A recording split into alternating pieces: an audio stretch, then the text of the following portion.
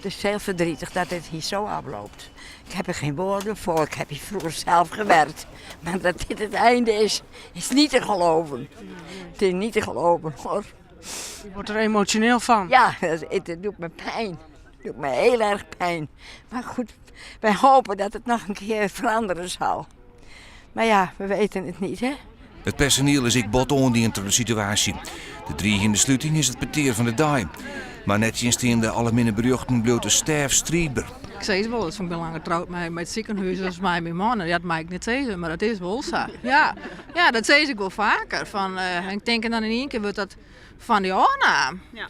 Maar we zijn er nog en we komen weer. Ja. Volle vertrouwen in het plan van de medische staf, dus die wijken alle hier achter. En dus hebben ze uiterst beste gedaan. De radioloog zei desnoods een maand zonder salaris, nou, dat heb ik er wel verroer. Ik op Facebook liet het personeel van hem jaren. Gea Krol is een van harden. Ze het zien niet lang bij de Sielsberg werken en het nou een Facebook-actie op touw zetten. Mensen willen vragen om morgen de vlaggen heel sterk te hingen.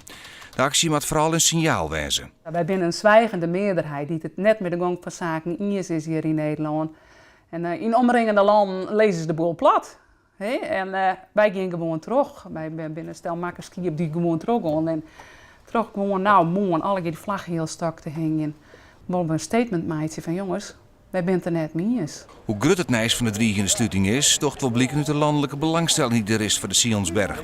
Zo kwam SP-fractievoorzitter Emiel Roemer naar Dokkumta om de mensen een hart onder de riem te steken. Meneer Roemer, waarom bent u hier? Om de druk te verhogen richting politiek en richting zorgverzekeraar om het prachtige streekziekenhuis open te houden. Kijk, Nederland moet weten dat het beleid van zorgverzekeraars ondersteund door minister Schippers is om zoveel mogelijk streekziekenhuizen te gaan sluiten.